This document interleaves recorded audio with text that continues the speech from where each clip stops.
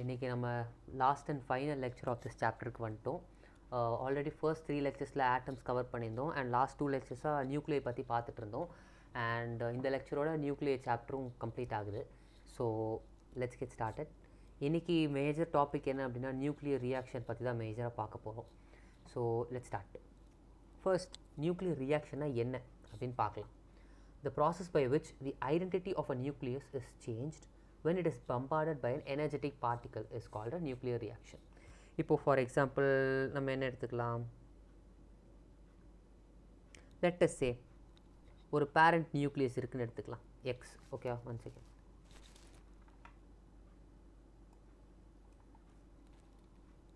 So ஒரு parent nucleus எக்ஸ்ன்னு எடுத்துக்கலாம். ஓகேவா? இது கூட ஏதோ ஒரு எனர்ஜெட்டிக் பார்ட்டிக்கல் ஏ, ஒரு இன்சிடென்ட் பார்ட்டிக்கல்னு வச்சுக்கலாமே.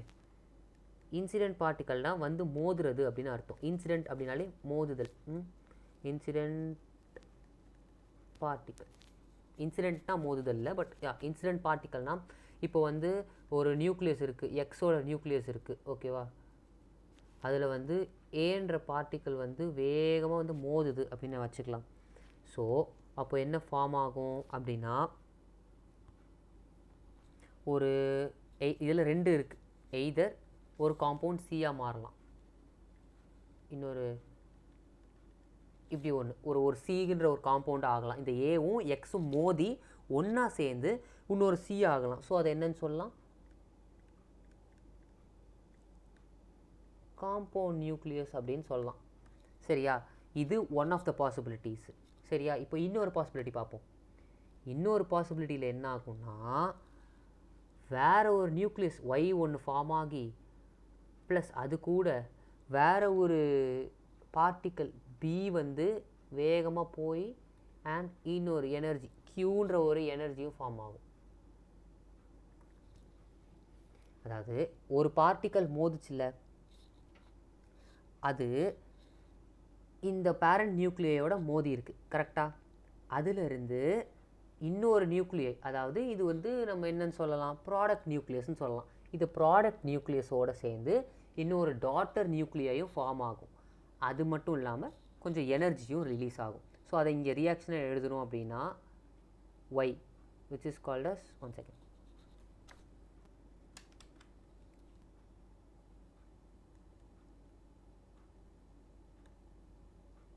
ப்ராடக்ட். இது வந்து பேரண்ட் நியூக்ளியை, இது வந்து ப்ராடக்ட் நியூக்ளியை. ப்ராடக்ட் நியூக்ளியோட சேர்ந்து இன்னொரு பார்ட்டிக்கல், அதாவது அதை டாட்டர் நியூக்ளியஸ்ன்னு சொல்லுவோம்.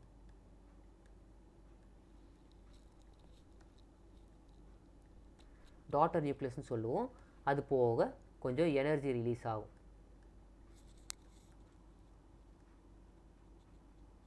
ஓகேவா?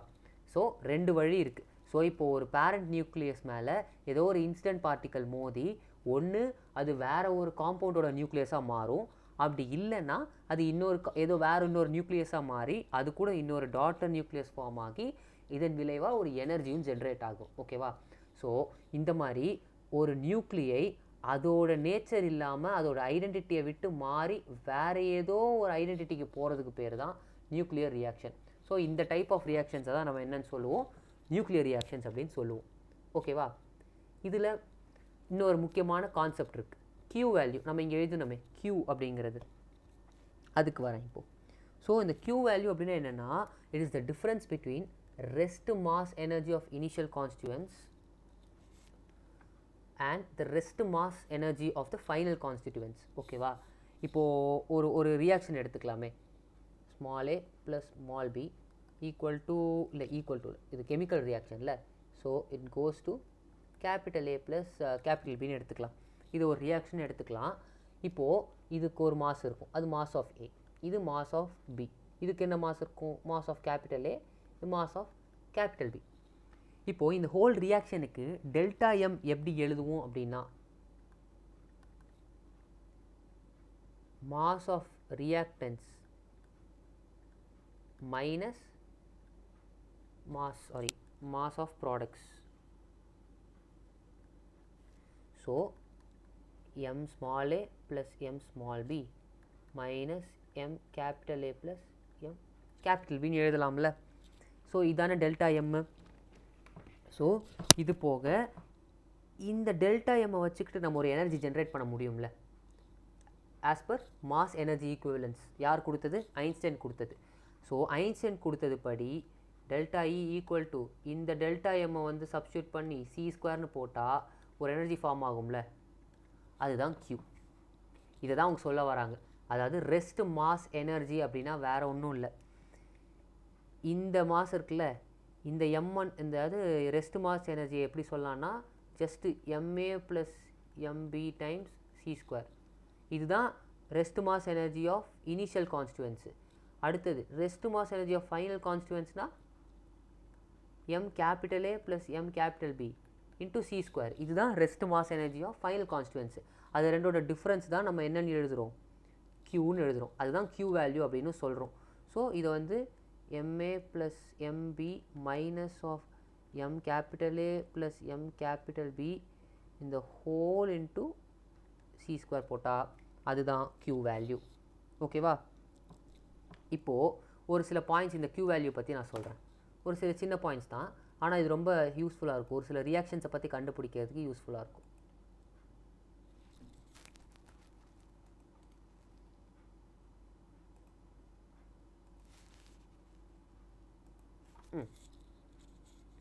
ஃபர்ஸ்ட் திங், இப்போது இந்த க்யூ வேல்யூங்கிறது பாசிட்டிவாகவும் இருக்கலாம் நெகட்டிவாகவும் இருக்கலாம் இல்லையா? அப்போது அது ரெண்டுத்துக்கு என்ன வித்தியாசம்? ஏன்னா இந்த டெல்டா எம், அதாவது இந்த MA ப்ளஸ் MB வந்து இதை விட பெருசாகவும் இருக்கலாம் சின்னதாகவும் இருக்கலாம். ஸோ அதை பொறுத்து சைன் மாறும் இல்லையா? அப்படி மாறுச்சுன்னா அதுக்கு என்ன அர்த்தம் அப்படின்றத சொல்கிறேன். இன்கேஸ் க்யூ பாசிட்டிவாக இருக்குது அப்படின்னா அந்த ரியாக்ஷன் வந்து எக்ஸோதெர்மிக் ரியாக்ஷன். எக்ஸோதெர்மிக் ரியாக்ஷன்னா என்னது? Heat releasing. ஹீட் ரிலீஸ் ஆகுது அப்படின்னு அர்த்தம். ஓகேவா? எனர்ஜி ரிலீஸ் ஆகுது அப்படின்னு அர்த்தம். இதுவே Q நெகட்டிவாக இருந்துச்சு அப்படின்னா அந்த ரியாக்ஷன் எண்டோதெர்மிக் ரியாக்ஷன். அப்போனா ஹீட் அப்சார்ப் ஆகுது அப்படின்னு அர்த்தம். ஓகேவா? Heat absorbing and heat releasing. ஓகேவா? Okay, cool. அடுத்த டாபிக் போகலாம். Nuclear energy. நம்ம நிறைய ஃபார்ம்ஸ் ஆஃப் எனர்ஜி பார்த்துருக்கோம். இன்ஃபேக்ட் நம்ம டெய்லி லைஃப்பில் யூஸ் பண்ணுறதுலேயே வந்து எலக்ட்ரிக்கல் எனர்ஜி தான் மோஸ்ட் யூஸ்டு. கரெக்டாக? ஸோ அந்த எலக்ட்ரிக்கல் எனர்ஜியை யூஸ் பண்ணுறதுக்கு ஆர் ஜென்ரேட் பண்ணுறதுக்கு வந்து நிறைய வழிகள் இருக்குது. அதில் ஒன் ஆஃப் த வழி தான் நியூக்ளியர் எனர்ஜியும். அதாவது எலக்ட்ரிக்கல் எனர்ஜிங்கிறது ஒரு ஃபார்ம் ஆஃப் எனர்ஜி.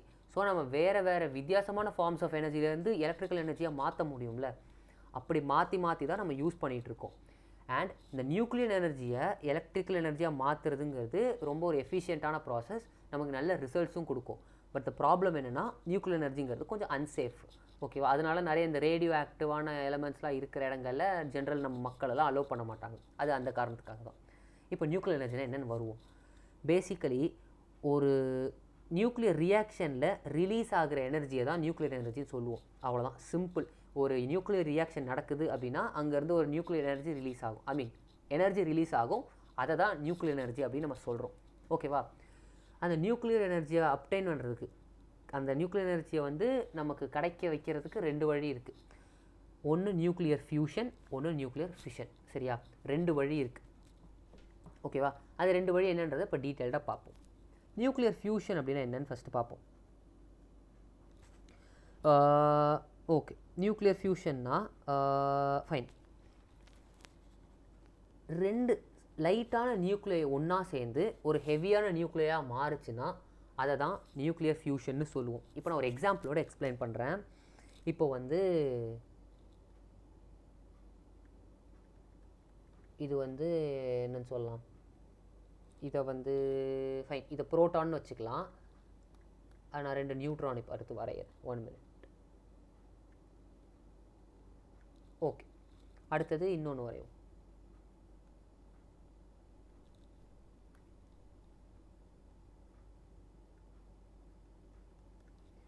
ஸோ இங்கே ஒரு ப்ரோட்டான் அண்ட் ரெண்டு நியூட்ரான் இருக்குது. ஸோ இது என்னது? ட்ரிட்டியம். இதில் ஒரு புரோட்டான் அண்ட் ஒரு நியூட்ரான் இருக்குது. இது டியூட்ரியம். One second.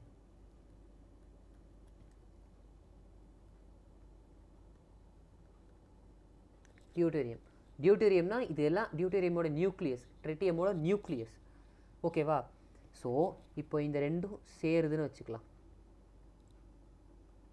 ஃபியூஷன் நடக்குது. சரியா? ஃபியூஷன் நடந்தால் ரிசல்ட்டாக என்ன வரும் தெரியுமா?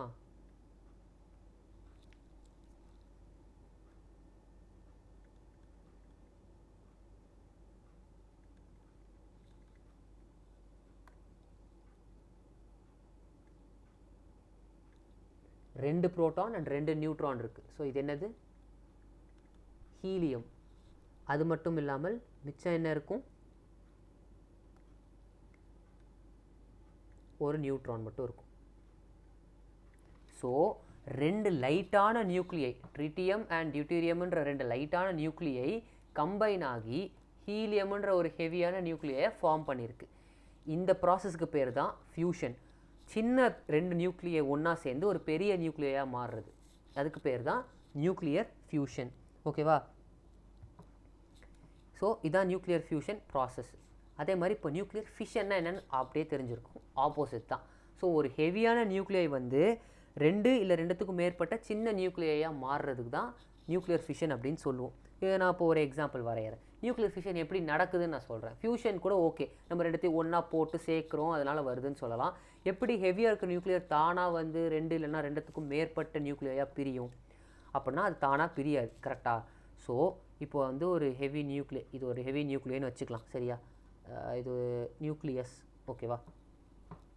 இதை ஒரு ஒரு நியூட்ரான் வந்து மோதுதுன்னு வச்சுக்கலாம்.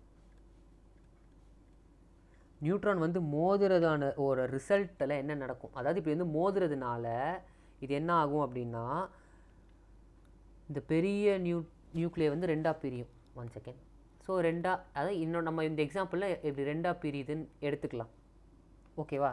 இப்படி ரெண்டாக பிரிஞ்சிடும், ஸ்மால் நியூக்ளியாக மாறிடும். ஓகேவா? இது ரெண்டுமே ஸ்மால் நியூக்ளியஸ்.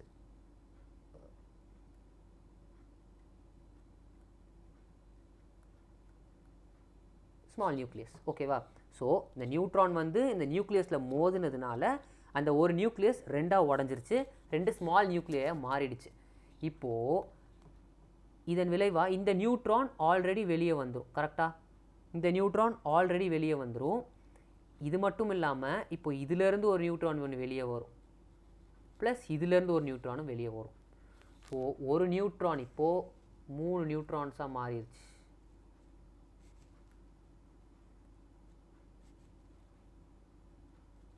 இப்போ இந்த ஒவ்வொரு நியூட்ரானும் இன்னொன்றதோட மோதுன்னு வச்சுக்கோங்களேன்.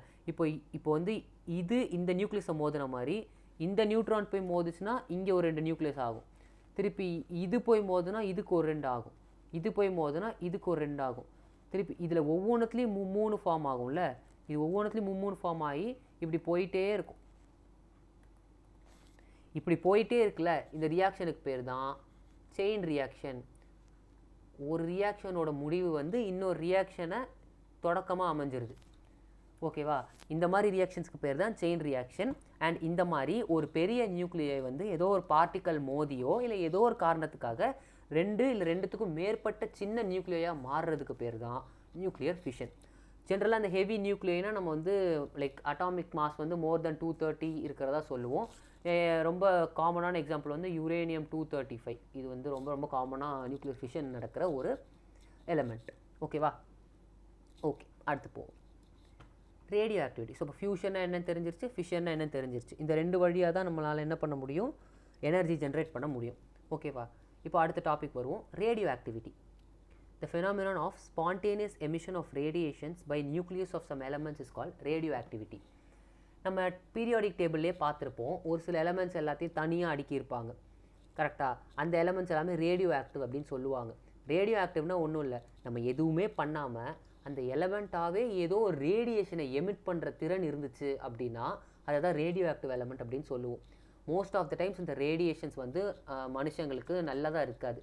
ஆனால் அது ப்ராப்பராக யூஸ் பண்ணோன்னா அதை வச்சு எனர்ஜி ஜென்ரேட் பண்ணுறதுங்கிற மாதிரி யூஸ்ஃபுல்லாக பண்ணலாம். பட் ஹியூமன் ஹெல்த்துக்கு நல்லதாக இருக்காது. சரியா? ஸோ இந்த பேசிக்காக இந்த ஒரு ரேடியேஷனை வந்து எமிட் பண்ணக்கூடிய அந்த திறன் இருக்கிற இல்லை அந்த ஆற்றல் இருக்கக்கூடிய அந்த எலமெண்ட்ஸை தான் ரேடியோ ஆக்டிவ் எலமெண்ட்ஸ்னு சொல்லுவோம். அண்ட் அந்த ஃபினாமினா தான் ரேடியோ ஆக்டிவிட்டின்னு சொல்லுவோம். ஸோ இப்படி ரேடியோ ஆக்டிவிட்டி வழியாக எமிட் பண்ணுற ரேடியேஷனில் மெயினாக 3 டைப் இருக்குது. Alpha rays, beta rays and gamma rays. இப்போ இந்த 3த்தை பற்றியும் ஒவ்வொன்றா பார்த்துடலாம். ஃபர்ஸ்ட் வந்து ஆல்ஃபா ரேஸ். ஓகேவா? ஃபஸ்ட்டு ஆல்ஃபானா என்னன்னு சொல்லிடுறேன். ஆல்ஃபா அப்படின்னா helium with 2 positive charge ion தான் ஆல்ஃபா பார்ட்டிக்கல். சரியா? ஸோ இதில் என்னது, இதோட சார்ஜ் என்னது +2 அண்ட் இதோட மாஸ் எவ்வளோ 4 அட்டாமிக் மாஸ் யூனிட். சரியா? இதுதான் ஆல்ஃபா பார்ட்டிக்கல். இப்போது ஒரு ஆல்ஃபா ரேடியேஷன் எமிட் ஆகிறது, ஆல்ஃபா டிகேனா வேறு ஒன்றும் இல்லை, ஆல்ஃபா ரேஸ்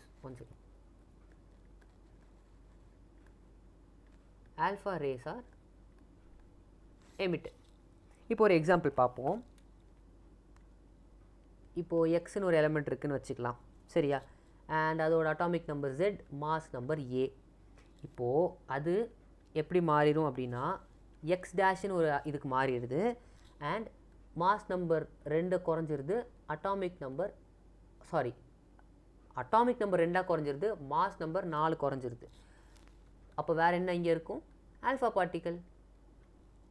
அவ்வளோதான். ஸோ இங்கே வந்து 2 ப்ரோட்டான்ஸ்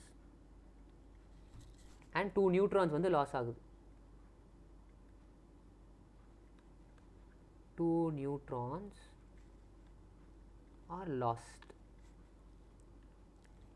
இங்கே லாஸ் ஆஃப் 2 ப்ரோட்டான்ஸ், அது மட்டும் இங்கே ரிஃப்ளெக்ட் ஆகுது. ஓகேவா? அண்ட் அது விளைவாக ஒரு ஆல்ஃபா பார்ட்டிக்கலும் ஜென்ரேட் ஆகிருக்கு. இந்த மாதிரி ஒரு சிங்கிள் நியூக்ளியில் இருந்து இன்னொரு நியூக்ளியை ஃபார்ம் ஆகி மிச்சம் இருக்கிறது ஆல்ஃபா பார்ட்டிக்கலாக வெளியே வர்றதுக்கு பேர் தான் ஆல்ஃபா டிகே. சரியா? இப்போது இது இது இது வந்து சம்டைம்ஸ் இங்கே 3 ஆல்ஃபா பார்ட்டிக்கல் இருக்கும், சம்டைம்ஸ் 7 ஆல்ஃபா பார்ட்டிக்கல் இருக்கும். அது எப்படி கண்டுபிடிக்கணும் அப்படின்னால், இப்போது இங்கே இருக்கிற நம்பர், இதில் இருக்கிற நம்பர் ப்ளஸ் இங்கே ஏதாவது ஒரு மல்டிபிள் என்னன்னு இருந்துச்சுன்னா n இன்ட்டு இந்த நம்பர், இதெல்லாம் ஆட் பண்ணால் சேமாக இருக்கணும். ஓகேவா? ஸோ லெட் அஸ் அஸ்யூம் இங்கே வந்து k இருக்குது அப்படின்னு வச்சுக்கலாம். இங்கே வந்து k வந்து ஒரு கான்ஸ்டன்ட்னு வச்சுக்கலாம். ஸோ அப்போனா இதுலேருந்து என்ன எழுதலாம் அப்படின்னா z ப்ளஸ் இங்கே z-2க்கு பதிலாக z-2 இன்ட்டு கேன்னு இருக்கும். ஏன்னா k ஆல்ஃபா பார்ட்டிகல்ஸ் இருக்குல்ல. 1 செகண்ட், நான் இது வேறு கலர் பெனில் எழுதுகிறேன் ஸோ தட் இன்னும் பெட்டராக புரியும். இன்கேஸ் இதுலேயே k ஆல்ஃபா பார்ட்டிகல்ஸ் லாஸ் ஆகுது அப்படின்னு வச்சுக்கலாம். அப்படின்னா இங்கே 2 இன்ட்டு கே, இங்கே 4 இன்ட்டு கே அப்படின்னு இருக்கும். அப்போது ஈக்குவேஷன் எப்படி எழுதணும் அப்படின்னா z is equal to z-2k plus 2k. அவ்வளோதான். ஸோ பேசிக்கலி இந்த -2k ப்ளஸ் 2k கேன்சல் ஆகிடுதுல்ல, அதை வச்சு தான் நம்ம சால்வ் பண்ணுறோம். இங்கே எப்போ வரும், இப்படி வரும் அப்படின்னா இந்த கே என்னன்னு உங்களுக்கு தெரியாது. ஸோ இந்த கே தான் அன்னோனாகவே இருக்கும் சில கொஸ்டின்ஸில். ஸோ இங்கே இருக்கிற இந்த நம்பரை வச்சு நீங்கள் கே கண்டுபிடிக்கிற மாதிரி இருக்கும். ஓகேவா? ஸோ இதான் பேசிக்கலி ஆல்ஃபா டிகேனா இதுதான். ஓகே, ஆல்ஃபா பார்ட்டிக்கல் லாஸ் ஆகுது இல்லை ஆல்ஃபா பார்ட்டிக்கல் எமிட் ஆகுது, அதுதான் ஆல்ஃபா டிகே அப்படின்னு சொல்லுவோம். இப்போ நெக்ஸ்ட் பார்ப்போம் பீட்டா டிகே. பீட்டா டிகேனா என்ன அப்படின்னு பார்ப்போம். ஃபர்ஸ்ட் அதுக்கு பீட்டா பார்ட்டிக்கல்னால் என்னன்னு பார்ப்போம். பீட்டா பார்ட்டிக்கல்னால் நம்ம இது வரைக்கும் பார்க்காத அப்படியே புதுசாக ஒன்று அப்படிலாம் இல்லை, வெறுமான அது எலக்ட்ரான்ஸ் தான். சரியா? பீட்டா பார்ட்டிகல்ஸுங்கிறது என்னது, எலக்ட்ரான்ஸ் தான். இப்போ எலக்ட்ரான்ஸோட சார்ஜ் என்னது, -e or -1.6 into 10 to the power -20, -19 coulombs. கரெக்டாக? இதோட மாஸ் என்னது, இதுக்கு முன்னாடி ஏதோ ஒரு லெக்சரில் இதோட மாஸ் நான் கண்டுபிடிக்க சொன்னேன், பட் இப்போ நான் வந்து கொடுக்குறேன். அப்ராக்சிமேட்லி இது வந்து ஒரு 10 to the power -31 கிலோகிராம்ஸ் இருக்கும். இதுக்கு முன்னாடி ஒரு கான்ஸ்டன்ட் வரும், பட் நான் அது எழுதலை. அப்ராக்சிமேட்டாக இதுதான் மாஸ். சரியா? ஸோ இதுதான் வந்து இதோட இது. இப்போது பீட்டாலேயே இன்னொரு வகை இருக்குது. இது பீட்டாவில் அந்த மாதிரி பாசிட்ரான் அப்படின்னு ஒன்று இருக்குது. அதை எப்படி டினோட் பண்ணுவோன்னா பீட்டா ப்ளஸ் அப்படின்னு டினோட் பண்ணுவோம். அதோட மாஸும் equal to mass of electron தான். பட் அதோட சார்ஜ் வந்து +c, அதாவது 1.6 × 10⁻⁻19 கூலும் பாசிட்டிவாக இருக்கும். சரியா? அவ்வளோதான். பீட்டா தான், இதுவும் பீட்டா பார்ட்டிக்கல், பட் சார்ஜ் மட்டும் பாசிட்டிவ். ஓகேவா? அவ்வளோதான். இப்போது வந்து அதே மாதிரி பீட்டா டிகேக்கு ஒரு ஈக்குவேஷன் எழுதிடலாமா? ஸோ அதே மாதிரி எக்ஸ்னு ஒரு எலிமெண்ட் இருக்குது, அதோட atomic number Z, mass number A, அங்கேருந்து x' ஆகுது. இங்கே என்ன நடக்கும் அப்படின்னா, இங்கே எந்த வகையிலையும் நியூட்ரானோட ஆல்டர்னேட்டிவ்ஸே இல்லை. அதாவது இங்கே எல்லாம் மாஸ் எல்லாமே சேம் தான். இதுக்கு மாஸ்ன்றது ஒன்றும் கிடையாது, அப்ராக்சிமேட்லி 0. கரெக்டா? இப்போ வந்து 10⁻⁻27 கம்பேர் பண்ணும்பொழுது 10⁻⁻31 ரொம்ப ரொம்ப கம்மி. ஃபர்ஸ்ட் ஆஃப் ஆல் 10⁻⁻27 ரொம்ப கம்மி, அதில் 10⁻31 இன்னும் கம்மி. ஸோ இது அப்ராக்சிமேட்டாக நம்ம 0ன்னு எடுத்துருவோம், மாஸ் இல்லைன்னு எடுத்துருவோம் பீட்டா பார்ட்டிகல்ஸ்க்கு. சரியா? So one second. So mass இல்லைன்னு எடுத்ததுனால மாஸ் நம்பரில் எந்த சேஞ்சும் இருக்காது. ஜஸ்ட் அட்டாமிக் நம்பரில் மட்டும் இங்கே ஒன்று ஆட் பண்ணிடுவோம். ஏன்னா இங்கே ஒன்று மைனஸ் பண்ண போகிறோம்ல, இங்கே ஒன்று ரிமூவ் பண்ணுறோம்ல, இங்கே -1 வருது இல்லை. ஸோ அதை பேலன்ஸ் பண்ணுற மாதிரி இங்கே +1 போட்டுருவோம். அவ்வளோதான், சிம்பிள். சரியா? இங்கே ஏன் அப்படின்றத நான் சொல்கிறேன்.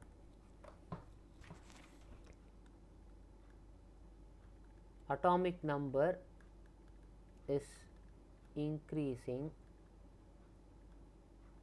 பிகாஸ் இங்கே என்ன நடக்குது அப்படின்னா, one neutron is split into one proton and one electron. அதாவது பீட்டா டிகேல ஒரு நியூட்ரான் ஒரு புரோட்டானா அண்ட் ஒரு எலக்ட்ரானா பிரிஞ்சிருது. எப்படி பிரியலாம் அதெல்லாம் அப்படின்னா, ஒன் செகண்ட் நான் எழுதி காமிக்கிறேன்.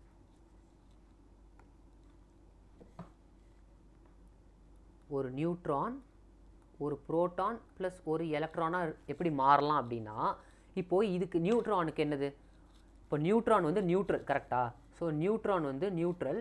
ஸோ அதுக்கு வந்து ஒரு பாசிட்டிவ் சார்ஜ் இருக்குது, ஒரு நெகட்டிவ் சார்ஜ் இருக்குது, அண்ட் மாஸ் இருக்குது அப்படின்னு வச்சுக்கலாம், அசியூம் பண்ணிக்கலாம். அதுக்கு 3மே இருக்குது. அதை இப்போ ஒரு புரோட்டான்ட்டு என்ன இருக்குது, பாசிட்டிவ் சார்ஜும் மாஸும் இருக்குது, ப்ளஸ் ஒரு எலக்ட்ரான்ட்டு என்ன இருக்குது, நெகட்டிவ் சார்ஜ் இருக்குது. அவ்வளோதான். ஸோ நியூட்ரானோட பாசிட்டிவ் சார்ஜ் அண்ட் மாஸ் சேர்ந்து புரோட்டானாகவும், நியூட்ரான்ட்ட இருக்கிற நெகட்டிவ் சார்ஜ் மட்டும் வந்து எலக்ட்ரானாகவும் மாறிடும். ஸோ அதனால் அந்த எலக்ட்ரான் தான் இங்கே இருக்குது அண்ட் அந்த புரோட்டான் இங்கே ஆட் ஆகிடுச்சு. அப்புறம் ஏன் அட்டாமிக் நம்பரில் சேஞ்ச் இல்லை? ஏன்னா நம்பர் ஆஃப் நியூக்ளியான்ஸ் சேம் தான். நம்பர் ஆஃப் நியூக்ளியான்ஸ்னால் என்ன, number of protons plus number of neutrons தானே. ஒரு நியூட்ரான் ஒரு ப்ரோட்டானாக மாறுறதுனால total number of neutrons plus protons மாறாதில்ல, அதனால் அட்டாமிக் நம்பரும் மாறுறதில்ல. ஓகேவா? இதுதான் பேசிக் லாஜிக். ஸோ இதெல்லாம் தான் பீட்டா டிகே பற்றி நம்ம தெரிஞ்சுக்க வேண்டிய விஷயம். அடுத்தது last and final gamma decay. So gamma decay அப்படிங்கிறது, இது ஒரு காமாங்கிறது ஒரு பார்ட்டிக்கலே இல்லை, இது வந்து it's a photon of high energy.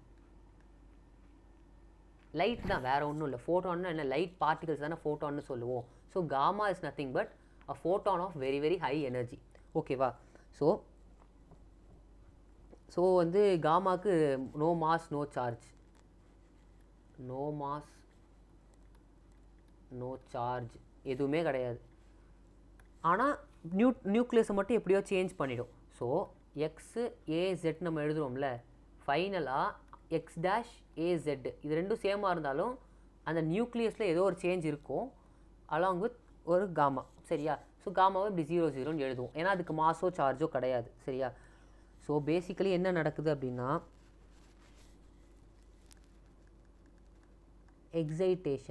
Excitation தான் நடக்குது. ஸோ இது என்ன ஆகும், இது என்னது, எக்ஸைட்டட் நியூக்ளியஸ். காமா வந்து என்ன தான் வந்து அட்டாமிக் நம்பர்லேயோ இல்லை மாஸ் நம்பர்லேயோ ஒரு சேஞ்சை கொண்டு வரலனாலும் எனர்ஜி லெவலில் கண்டிப்பாக ஏதோ ஒரு சேஞ்சஸ் இருக்கும். சரியா? Either excited nucleus will become de-excited or de-excited nucleus become excited. அவ்வளோதான். சரியா? இதுதான் சிம்பிளாக காமா ரேடியேஷனோட இது. இப்போது ஒரு எக்ஸாம்பிளுக்கு நான் சொல்கிறேன், மூணுத்தையும் கம்பேர் பண்ணி ஒன்று பண்ணி பார்ப்போம். இப்போ வந்து ஒரு வால் இருக்குது, இது வந்து எதால் இருக்குது, பேப்பர்னு வச்சுக்கலாம். இதை பேப்பரு, அதுக்கப்புறம் வந்து இது என்னது,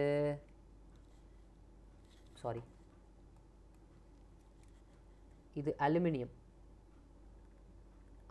வச்சுக்கலாம். மூணாவதாக ஒரு வால் வச்சுக்கலாம். இது என்ன வச்சுக்கலாம்? லெட்டுன்னு வச்சுக்கலாம். லெட்டுன்ற மெட்டீரியல்.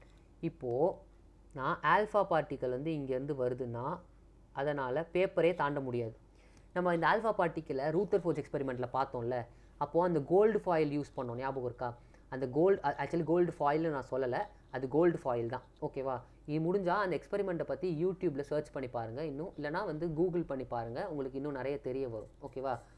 ஆனிமேட்டட் வீடியோஸ் இருந்துச்சுன்னா செக் பண்ணி பாருங்கள். ஸோ அந்த தின் கோல்டு ஃபாயில் தான் யூஸ் பண்ணுவாங்க அதில். அது ஏன்னா ஆல்ஃபா பார்ட்டிக்கல்னால ஒரு பேப்பர் திக்னஸை கூட தாண்ட முடியாது. அந்த அளவுக்கு கூட ஆல்ஃபா பார்ட்டிக்கலுக்கு தெம்பு கிடையாது. ஓகேவா? அதே மாதிரி தான் பீட்டா பார்ட்டிக்கலும். பீட்டாவும் பேப்பரை கூட தாண்டாது. பட் காமா இருக்குல்ல, காமானால் பேப்பரே தாண்ட முடியும். அலுமினியம் இருந்தால் அலுமினியமும் தாண்டி காமா ரேஸ்னால் போக முடியும். காமாவை தடுத்து நிறுத்தணும்னா லெட்டால் தான் முடியும். ஓகேவா? ஸோ இதுதான் இந்த 3 ரேஸ்க்கும் நான் கொடுக்கணும்னு நினச்ச கம்பேரிசன். ஸோ இதுதான் நம்ம பார்க்க வேண்டிய 3 மேஜரான டிகேஸ். ஓகேவா? ஓகே, இது ஹை எனர்ஜின்றப்போ ஃப்ரீக்குவென்சி ஹை. ஓகேவா? இதை நான் சொல்ல மறந்துட்டேன். ஹை ஃப்ரீக்குவென்சி கூட, ஏன்னா energy is equal to h நியூவில் நம்ம பிளாங்க்ஸ் கான்ஸ்டன்ட் இன்டு ஃப்ரீக்குவென்சி தானே சொல்லுவோம். ஸோ ஃபோட்டோனோட எனர்ஜி ஹையாக இருக்குன்றப்போ அதோட ஃப்ரீக்குவென்சி ஹைன்னு நம்ம சொல்லிக்கலாம். ஸோ இதான் நம்ம பார்க்க வேண்டிய மேஜரான 3 டிகேஸ். இப்போ ஃபைனலாக ஒரு கொஸ்டின் பார்த்துடலாமா சால்வ் பண்ணி? ஸோ இந்த கொஸ்டின் எல்லோரும் நீங்கள் இந்த வீடியோ சொல்யூஷன் பார்க்க முன்னாடி நீங்கள் ஒரு வாட்டி ட்ரை பண்ணி பாருங்கள். இன்றைக்கி சொல்லிக் கொடுத்த கான்செப்ட்ஸில் இருந்தால் இந்த கொஸ்டின் இருக்குது. ஃபைனா? இப்போ நம்ம சால்வ் பண்ணுவோம். இப்படி ஒரு ஈக்குவேஷன் கொடுத்துட்டாங்க அண்ட் இதுக்கு Q கேட்டிருக்காங்க. ஸோ அப்போ ஃபர்ஸ்ட் என்ன பண்ணணும்? Mass of reactants minus mass of products first கண்டுபிடிக்கணும். கரெக்டாக? பேசிக்கலி Qனா என்னது? Mass of reactant minus mass of product into C². இப்படி சொல்லிடலாமா? சிம்பிளாக சொல்லிடலாம்ல. மாஸ் ஆஃப் ரியாக்டன்ட் என்னது? 235.0439 ப்ளஸ் அவ்வளோதான். சாரி, ப்ளஸ்லாம் இல்லை, அவ்வளோதான். கரெக்டாக? இவ்வளோ தான் mass of the reactant minus mass of the ப்ராடக்ட்டுக்கு 139.9054. அது மட்டும் இல்லாமல் திருப்பி ஒரு 93.9063 எல்லாத்தையும் ஆட் பண்ணணும். கரெக்டாக? அதோடய முடியல, நியூட்ரான் ஒன்று இருக்குது 1.0086. ஸோ இதெல்லாம் சேர்த்தா என்ன கிடச்சிருச்சு? இது டெல்டா எம் கிடச்சிருச்சு. இது இன்ட்டு C² வேல்யூ தான் என்ன கொடுத்துருக்காங்கன்னா 931 கொடுத்துருக்காங்க. ஸோ 931 மல்டிப்ளை பண்ணணும். ஸோ இதை சால்வ் பண்ணி கரெக்ட் ஆன்சர் போடுங்க. So final answer approximately 208 mega electron volt அப்படின்னு வரும். சரியா? ஸோ ஃபைனல் ஆன்சர் அப்ராக்சிமேட்டாக 208 மெகா எலக்ட்ரான் வோல்ட்ஸ்னு வரும். நீங்கள் ஒரு வாட்டி உங்களோட ஓன் கேல்குலேஷன் பண்ணி பார்த்து போடுங்க. முடிஞ்ச அளவுக்கு கேல்குலேட்டர்ஸ் அவாய்ட் பண்ணுங்கள், ஏன்னா ஃபைனல் எக்ஸாமில் கேல்குலேட்டர்ஸ் அலவுட் கிடையாது. ஓகேவா? ஸோ இன்றைக்கி கிளாஸில் என்னென்ன பார்த்தோன்றதை ஒரு குயிக் ரீகேப் பார்த்துடலாம். ஃபர்ஸ்ட் நியூக்ளியர் ரியாக்ஷன்னா என்னன்னு பார்த்தோம். அண்ட் அதனால் ரெண்டு விஷயங்கள் நடக்க முடியும்னு பார்த்தோம். அது ஒரு காம்பவுண்ட் நியூக்ளியஸாக மாறலாம், ஆர் இன்னொரு product daughter nucleus plus energy generate ஆகலான்னு பார்த்தோம். அண்ட் அந்த எனர்ஜிக்கு பேர் Q வேல்யூ அப்படின்னு நம்ம சொல்லி அதுக்கான ஃபார்முலா டிரைவ் பண்ணோம். ப்ளஸ் Q வேல்யூ பாசிட்டிவாக இருந்தால் எக்ஸோதெர்மிக், நெகட்டிவாக இருந்தால் எண்டோதெர்மிக் அப்படின்றதும் தெரிஞ்சுக்கிட்டோம். அதுக்கப்புறம் நியூக்ளியர் எனர்ஜினா என்ன அப்படின்னு பார்த்தோம். அண்ட் மெயினாக அதை 2 வேஸில் ஜென்ரேட் பண்ண முடியும். ஒன்று ஃபியூஷன், ஒன்று ஃபிஷன். ஸோ ஃபியூஷன்னா என்ன, ஃபிஷன்னா என்னன்றதை பற்றி பார்த்தோம். செயின் ரியாக்ஷன் என்னன்றதை பற்றின கான்செப்சுவல் எக்ஸ்ப்ளனேஷன் கொடுத்தேன். அடுத்து ரேடியோ ஆக்டிவிட்டினா என்னென்னு பார்த்துட்டு 3 டைப்ஸ் ஆஃப் டிகே பற்றி டிஸ்கஸ் பண்ணிவிட்டு ஃபைனலி ஒரு கொஸ்டின் சால்வ் பண்ணியிருக்கோம். இதெல்லாம் தான் இன்றைக்கி கிளாஸில் நம்ம பார்த்துருக்கிற விஷயங்கள். இதோட உங்கள் JEE syllabus of atoms and nucleus getting completed. சரியா? ஸோ கடந்த 5 லெக்சர் ப்ளஸ் இன்றைக்கி, ஸோ மொத்தம் 6 லெக்சர்ஸில் இந்த சாப்டர் கம்ப்ளீட் பண்ணியிருக்கோம். ஸோ இப்போ நீங்கள் என்ன பண்ணலான்னா இந்த நோட்ஸ் எல்லாத்தையும் ரிவைஸ் பண்ணி ஃபார்முலா எல்லாத்தையும் நல்ல மைண்டில் வச்சுக்கிட்டு போய் JEE mains previous year question solve பண்ணுங்கள். ஓகேவா? And all the best. And next சாப்டர்ஸில் பார்க்கலாம். பை.